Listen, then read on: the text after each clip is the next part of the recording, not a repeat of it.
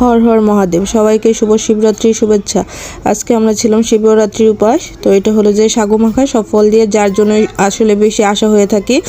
এখন তৈরি হচ্ছে বেলের শরবত। বেলের শরবত ছাড়া একবারে শিবরাত্রি যাকে বলে অসম্পূর্ণ হয়ে যায়।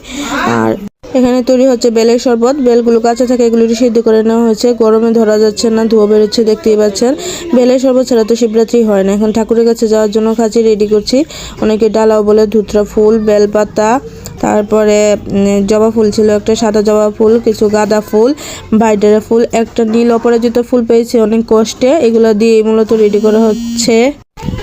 যেহেতু আমি, মা আর মিম তিনজনে মহাদেবের মাথায় দুধ দিব, এর জন্য 3টা ঘট রেডি করতেছি। ঘটের মধ্যে দুধ, তারপর কিছু ফল নিয়ে নিতেছি। বেল, মহাদেবের তো বেল দিতেই হয়। বেল, কলা, শসা, আঙ্গুর সব কিছু মিলে রেডি করতেছি মহাদেবের কাছে যাওয়ার জন্য।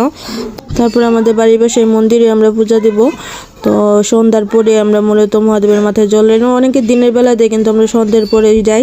তো আমরা রেডি হচ্ছি যাওয়ার জন্য। 6টা 32-এ একটা ভালো যুগ আছে, ওই যুগে আমরা মহাদেবের মাথায় জল দেওয়ার চেষ্টা করব। আর আমরা 6:30টার পরে মহাদেবের মাথায় জল দিই। তাহলে আপনারাও চলুন আমাদের সাথে মহাদেবের দর্শন করে আসি। ঘি মধু নিয়ে নিয়েছি, ঘি মধু ছাড়া তো হবে না। আমরা দুর্বা নিয়েছি। এখন আমরা যাচ্ছি মন্দিরে, আমি আর মিম যাচ্ছি। একটু স্লো মোশন করে দিয়েছি কীরকম দেখা যায় তার জন্য। আর মা আগে আগে যাচ্ছে ঝুড়ি নিয়ে। আমরা মন্দিরে যাই, আবার আপনাদের সাথে দেখা হচ্ছে। সবাই মহাদেবের দর্শন করেন। এখানে আমরা মহাদেবের মাথায় দুধ দিব। তো প্রথমে মা দিচ্ছে, তারপরে আমরা দিব। অনেক ভিড় থাকার জন্য আমাদেরগুলো ভিডিও করতে